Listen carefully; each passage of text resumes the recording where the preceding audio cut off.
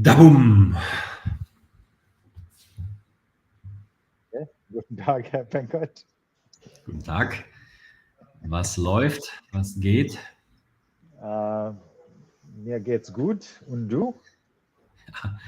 Wie geht's du? Alles klar, Digga. Alles klar, Digga. Moin, Digga. Was gut. We've lost 90% of our viewers already within the first minute. It's Hey man, excellent.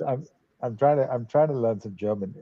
Mein Deutsch ist sehr schlecht. It has gone uselessly for the last 3 years that I've lived here. But no, I'm going to make an effort. This is my decision. You get there. I will. When I put my mind to something, I will get there. I just have to put my mind to it, make the time for it. You better should. Yes. So, I think Benjamin, what has been happening? Just want to say that I'm sure there's a little person that would appreciate it at some point. This is also true. Das ist richtig. Yeah. What's happening? I don't know. Yeah. We should mention we're both traveling next week, so we're going to have a different format for the show. Is that decided already? Because yesterday I think it wasn't.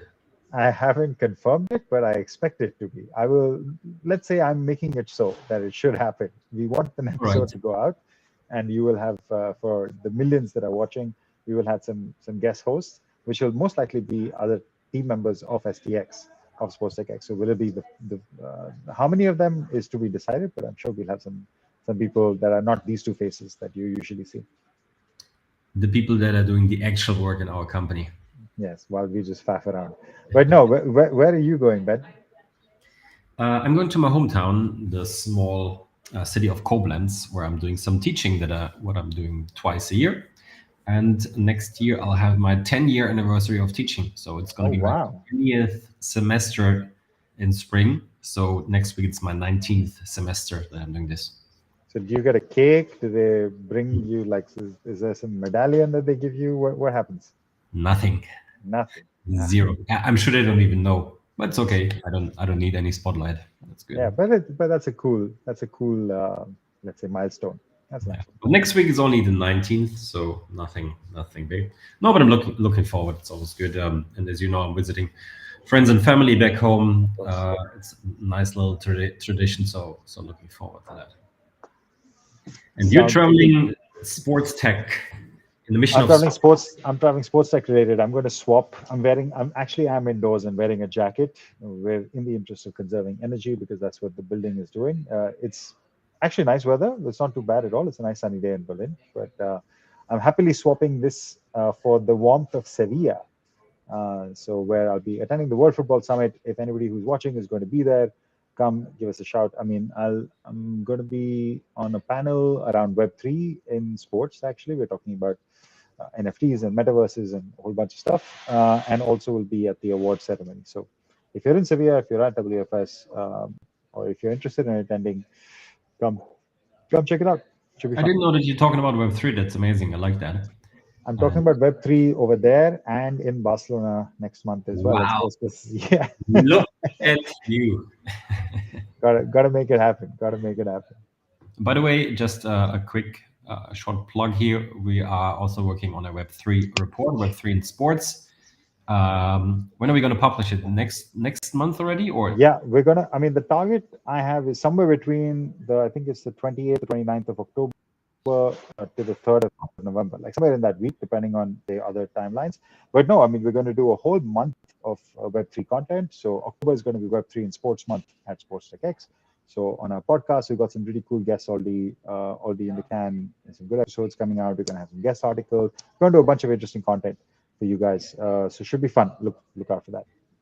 Speaking about a bunch of interesting content, we spoke yesterday. We realized this week there was some good news. I liked it. It was sometimes you have to search a bit longer or deeper to find the good stuff, but this week was boom, boom, boom, boom, one after the other.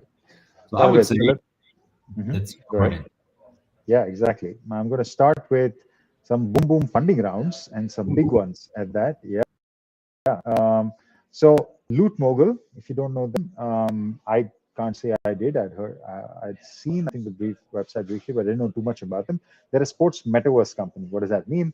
They're actually building a virtual world in which yeah, you as a fan can buy digital assets. You can buy land. You can buy access to.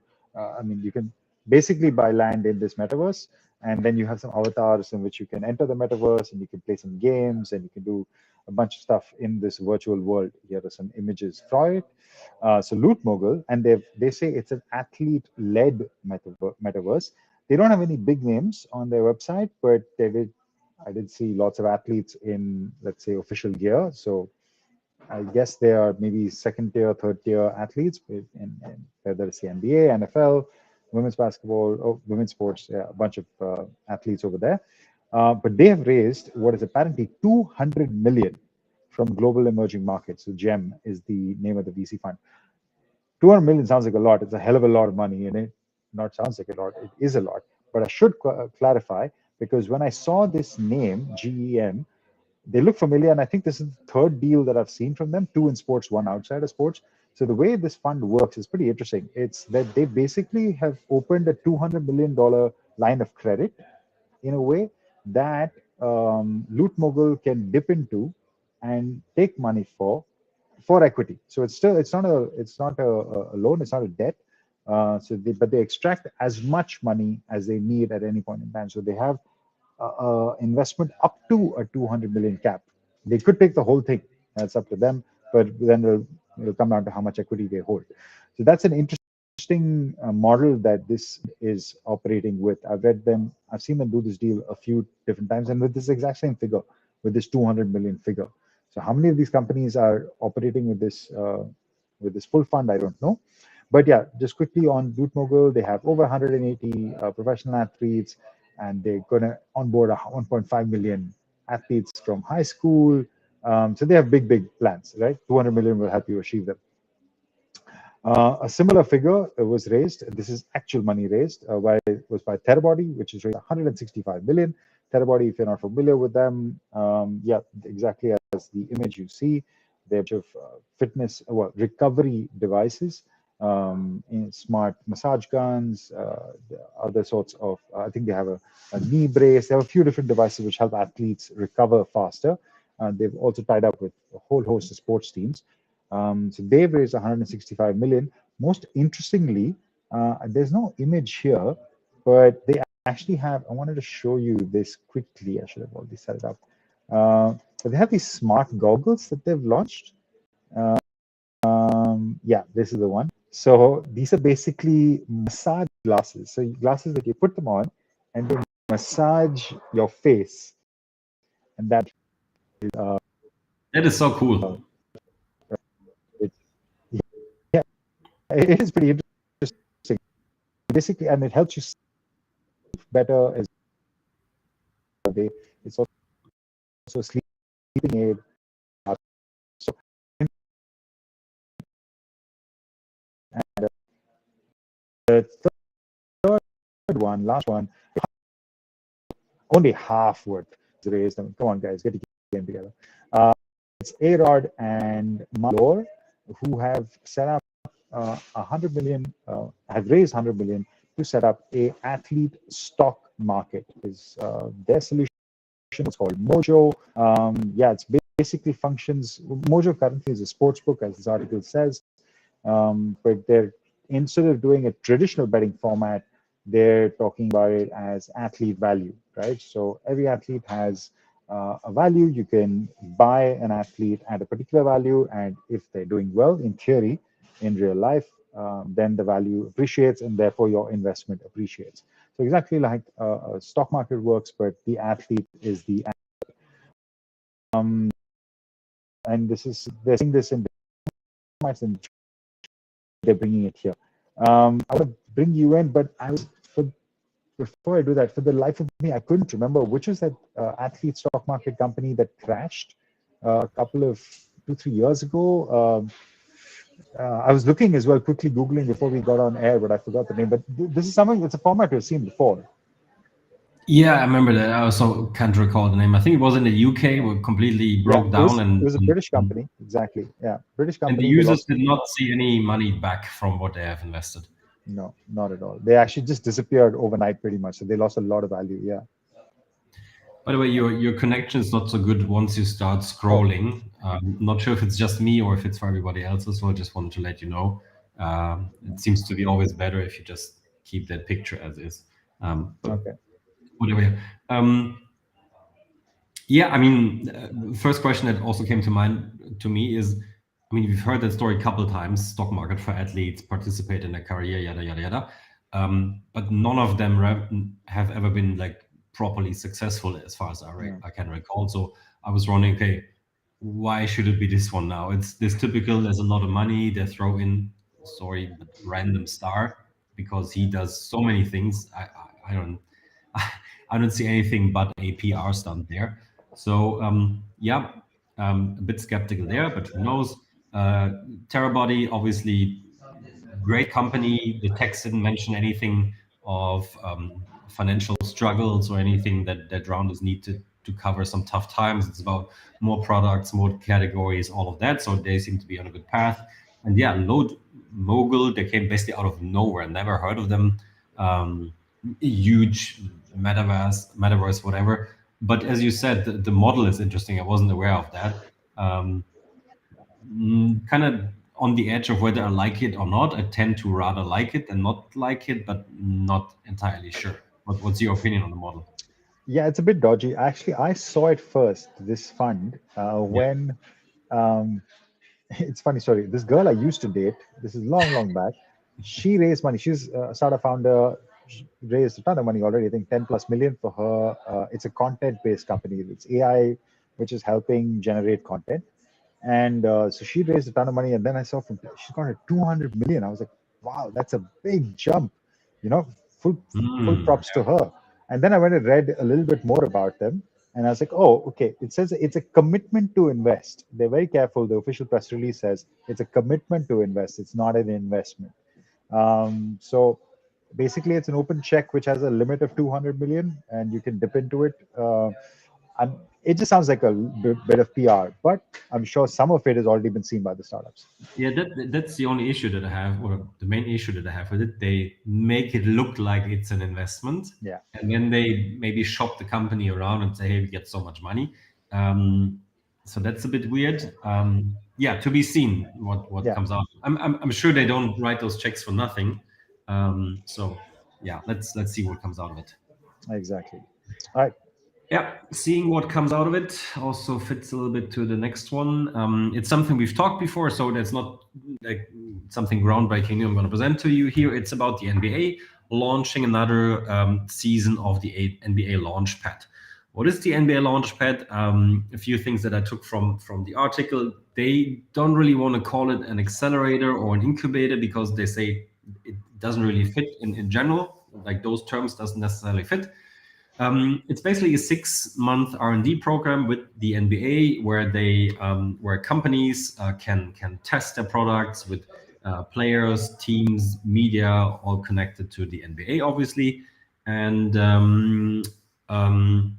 yeah, we have, and they said they take basically everyone from, I think they mentioned in the article, a PhD who has an idea but no company, up to a company that already is past Series A or something. So it's very broad. They want to put a stamp on it, but they're looking for interesting solutions. And funny enough, as you can see in the picture there, it's Better Guards, a company from Germany, who we actually brought to the NBA Launchpad last year, sort of, because we let them know that it exists, and they were amongst the winners. That was a nice moment for our little company. And this year they have changed the categories a bit. I cannot exactly recall the ones from last year, to be honest, but this year they're gonna focus on two things: A, the court; B, the fans, and they specify that a little bit. Court-centric categories are soft tissue injury prevention and recovery, health playing habits in youth basketball, and disrupting the game. And the fan-based ones are game production and viewing experience, in-seat experience, and sports betting experience. So topics that are not surprising. When it comes to the players, it's mostly about making sure that the players stay healthy and play as many games as they want to play or capable of playing. And fan based, yeah, it's the typical watch at home, watch it in the stadium, and spend some money on sports betting. So nothing surprising there. That's basically it. There was just one statement that I found interesting, and that's also going to be my question to you. What do you think about it? They said this time, though, the league is going to be a bit more mindful of the commercial potential as well as the strategic. How did you read this sentence? The league is trying to make money off these companies. I think the last year's cohort, they didn't touch fan. I think that was the thing, that in last year's NBA Launchpad, it was purely, I think, I remember Betterguards won in the category of, it was very specific, it was ankle injury prevention. Yeah, you're right. Yeah, it was a very specific category, which I was actually surprised by, to see that, the NBA is getting so specific. So last year they didn't have any, let's say, fan related topics that they were covering. This year they brought in the fan. So that straight away is, I guess, their signal to say, hey, we're more interested in finding ways to monetize the fan, and especially when you talk about sports betting. Yeah, as you hit the nail on the head, we introduced, you specifically introduced Betterguards to NBA Launchpad, and I actually had a call with NBA Launchpad 2-3 weeks ago, I think, and that's There we when go. they said, yeah, they said that they're going to open this up and do more fan stuff this year. So that was interesting, and we actually have a bit of news later in the show about sports leagues getting more closer to startups. It just seems like sports leagues are trying to own maybe some of the technology, or be more involved in the ownership of the technology that they are adopting, and not just be clients. I think this is a position that you're seeing a lot of American leagues take, which is an interesting one. Yeah, I mean, and we'll get to it in the later part of the story. I don't want to jump the gun, but it is interesting, and it brings apart some talking points. But without jumping the gun, speaking about basketball, speaking about fans, does that ring a bell, Mr. Malhotra? It does, Benjamin There we Beckett. go. I see you're in full segue form today. All right, fan-controlled football. We've covered them on the show. I remember, Ben, you did a podcast episode with them maybe a couple of years ago or something. Yeah, And yeah, we had Saurabh on, the founder of fan-controlled football, on our show this year again, because they had so much going on in, I think it was April, where they talked about the launch of the new season. Also on the show, he talked about they going to new sports, and he said the next sport is going to be basketball. Well, here you go. Here's the announcement. Fan Control Hoops is their next venture. So the parent company, I'll go a bit slowly so that the scroll doesn't mess up. Anyway, the parent company, Fan Controlled Sports Entertainment, FCSE, they've pretty well funded. They've raised over 40 million in funding earlier this year. They're the parent company who controls Fan Controlled Football. Fan Controlled Football has just finished their second season. Basically, the explanation is in the name. Fans vote on actual plays. They vote on the starting lineup. They vote on the plays that are happening. So in game, you are voting to see what action is happening on the field. So as a fan, you're fully involved. Yeah.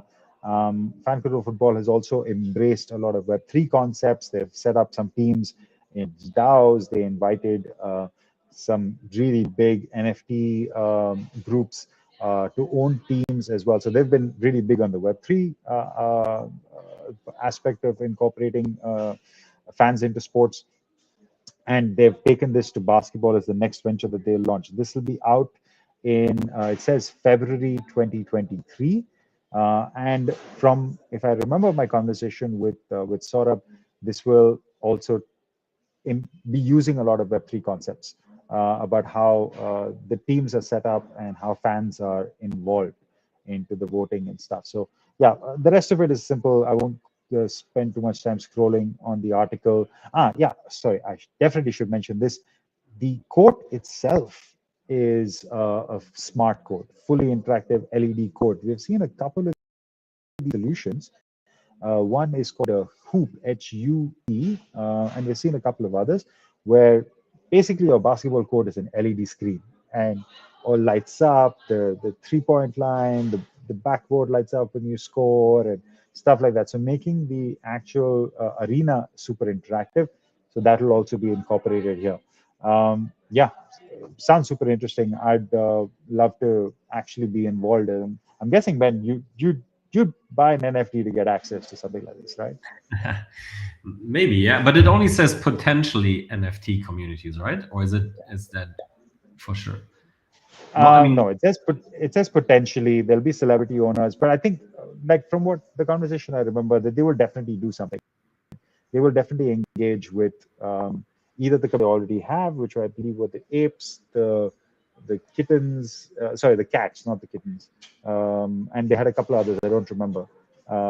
So yeah, I think they might go back to the same, or they go to different ones that I don't know, but they will definitely engage in some way. yeah, I mean, we both talked to them already. Interesting project because they're doing so many things differently, and I think matching the zeitgeist, the trends that we see in the market. I don't know how successful they have been commercially, or like you seeing all revenues, all expenses, all of that. It looks like it was successful, maybe only for the owners, maybe not for everyone else. But always, every time they do something new, they create a nice media buzz, and they're getting coverage. And yeah, moving from American football to basketball, I think that's a natural progress. So I can see that making sense. And yeah, I would definitely check it out. And me personally like basketball more than American football, or even more. Let's put it that way. So I'd be curious to see what I can do there. I played or I participated in controlled football before, but only in the beginning, and then for whatever reason I didn't continue it properly. Let's see if it's different with basketball. Yeah, we shall see. By the way, kudos on the use of a German word in an English context, zeitgeist. I enjoyed that one. All right. Speaking of zeitgeist and things that are very topical, what else you got? Yeah. We got some Web3 stuff, obviously. No week without, or almost no week without. Three stories, so quite a bit. So I'm gonna keep it brief, and I think most of it we can keep brief. The PGA Tour now have properly joined the NFT game, and they chose a partner that is, I think, a good one or a big one. Autograph, who has some decent collaborations with especially players, and I think the PGA is their first league that they're actually signing. There's not too much in the article. They're just saying, hey, we have signed this big agreement. It's going to be everything from video moments up until player cards. So basically the whole spiel, to use another non-English word. Hope to your enjoyment as well.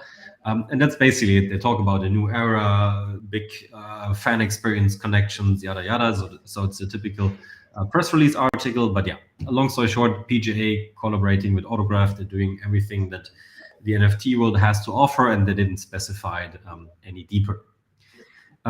What is potentially worth talking about a little bit more is, I'm not good in copy pasting today.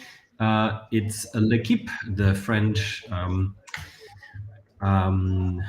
media company, I guess by now, and organizer of the Ballon d'Or award ceremony that we all know. So where the best soccer players of the planet get their annual recognition.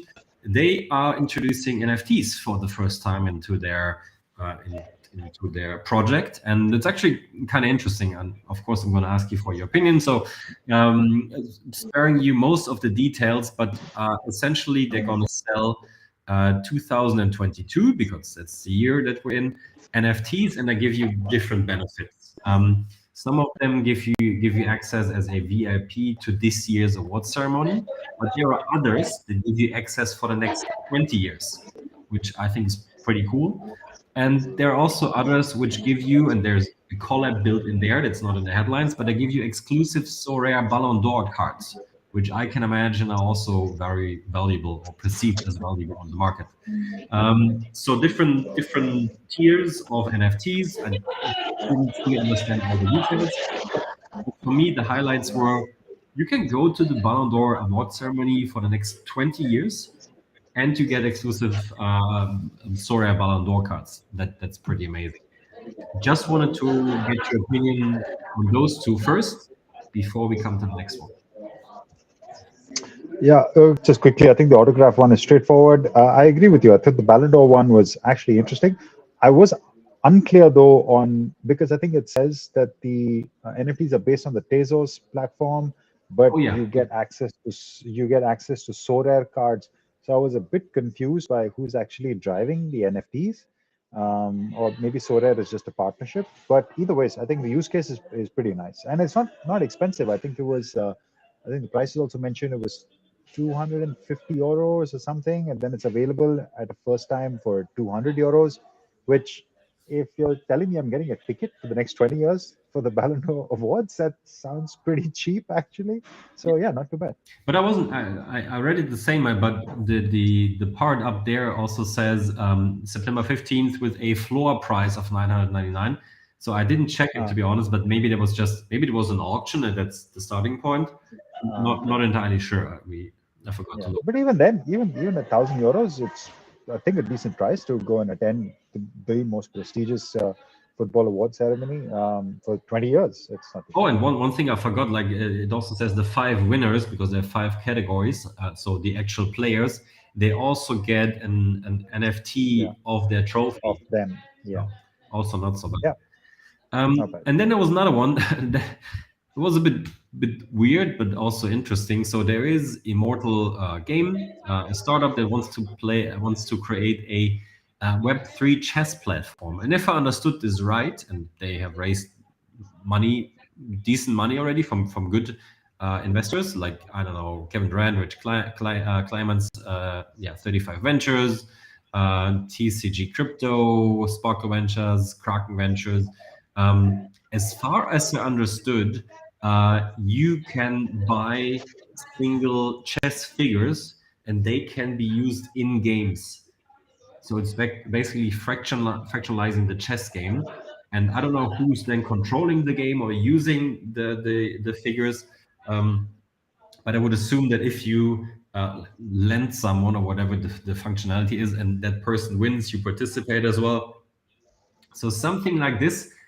And just from reading it, I was like, I really don't understand this yet. It's maybe just doing it for, yeah, just doing it for what's the proper English term for that? Just for the sake of doing it. For Yeah, the sake of doing, that's the word I was looking yeah. for. So that was a bit weird, and I wasn't sure if I like that. And of course, they're gonna include some grandmasters and whatnot. Yeah, a bit weird, but I got good investment. So I was wondering if I was missing anything. Did you check it? Did you read this? What was your impression? I mean, I read it briefly, and it I think the article is almost intentionally vague in a way that okay, this is Web3 and chess. We're going to do some cool stuff. We're going to find some interesting ways, but I think at this early stage, before we see the actual product, maybe it's not so important to understand exactly what's happening. But it's more.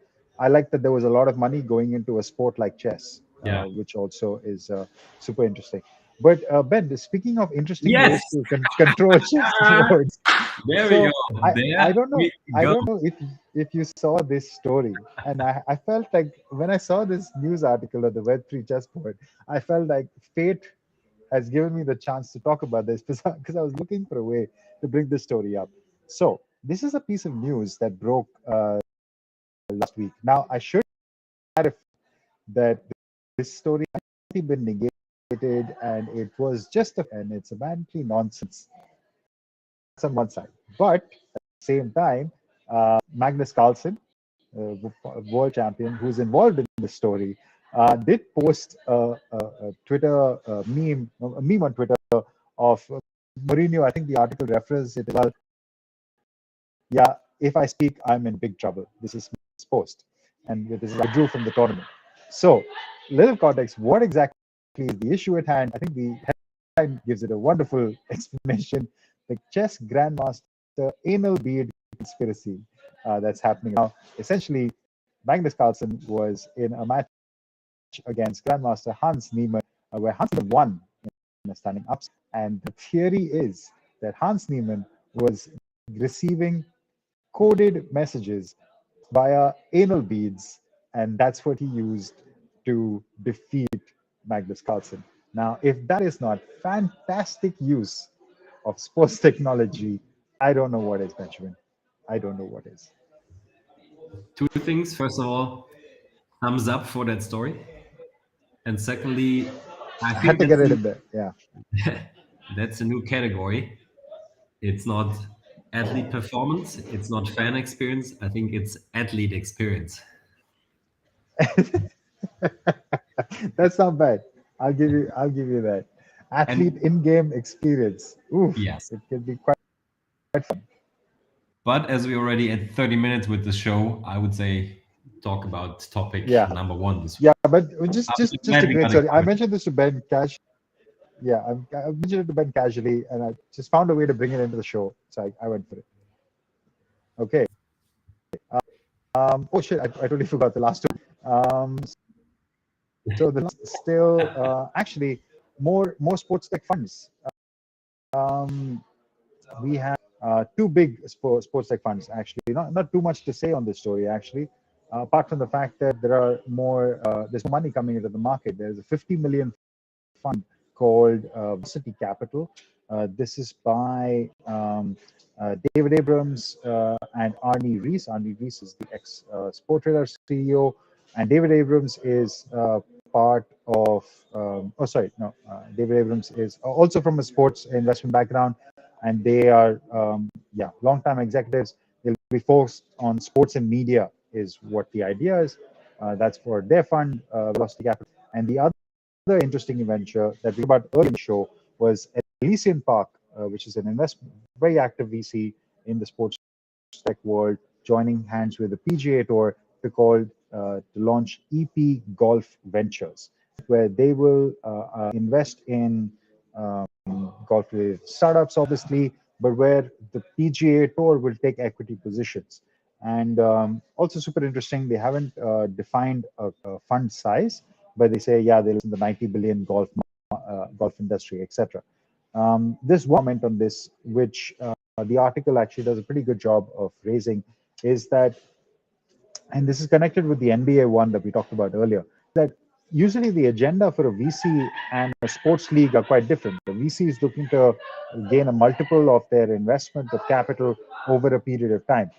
The league is just interested in revenue, right? Not necessarily in capital appreciation, right? So the perspective that they're looking at startups with is usually a bit different, which can be in conflict. Um, and which is also a big reason that leagues in the past have not usually invested. They're happy to work with teams and create revenue together rather than take equity positions themselves because they're not interested in exiting like 10 years down the line, right? That's their agenda. That's the agenda for the fund. But this is a new format. So maybe we see more of this where there is some sort of two-way, let's say, compromise. Because Elysian Park in this article says that they will work with startups of across, let's say, stages. They're willing to cut very early stage checks and very late stage checks as well, depending on who the PGA Tour is interested in working with. So the PGA Tour has basically asked for more flexibility from the fund, and the fund, in this case, Elysian Park, has said yes. So interesting story, and I don't know if this will become a trend of more and more funds partnering with leagues, where, like I said, the core agenda is different, but maybe this is the start of something that we shall see. Ben, what do you think? Yeah, good analysis, spot on. Nothing to add there. And yeah, I just wanted to double check with you if I'm correct there. But didn't Elysian Park do something similar before? Didn't have some sort of partnership? And it seems LA like Dodgers. Yeah. With the LA Dodgers. okay. No, Yeah. yeah, that was a long time ago, but I Yeah. think it was recently, wasn't it? All with some initiative that supports female sports, female athletes. I think they did something like that before, if I recall correctly. Yeah. And I think it's especially them, Elysian Park Ventures, doing this really well, or they're the front runners. Yeah. We haven't seen that so much from other sports funds yet. So I Yeah. think it's pretty clever because I mean it creates attention, it attracts startups, and like you said, the interests are, let's say, alignable. Yeah. So yeah, like funds partnering a lot with other entities. I think that's, at least in the sports world, kind of new. Yeah, it is. And it's an interesting marriage. And let's see how this goes. Yeah, we talked about so RGA and LA Dodgers. Uh, they've had probably one of the oldest partnerships and we've seen from working with startups, and that's gone a few different ways. I think you are right. There was a woman-focused initiative that Elysian was part of. So an active fund. Yeah, I'm curious to see the outcome. It's very early to comment, but was a nice story. I like this one. I'm curious to see the outcome of next week's show when new faces are running this whole week. Yeah, look forward to it. All right, guys. Yeah, we've gone a bit over, so we'll wrap this up Yep. quick. Okay, nice show, Ben. Good Yep. chatting. We got anal beads covered. I'm happy about that. Yeah, that's that's the first. Let's put it that way. All right. Maybe they would have rescued you in your chess game against me. Who knows? Right. I think I'll be fine without him. I'd rather take the L. I'd rather take the L. Fair point. All right, everyone. Have a good week. Cheers. So,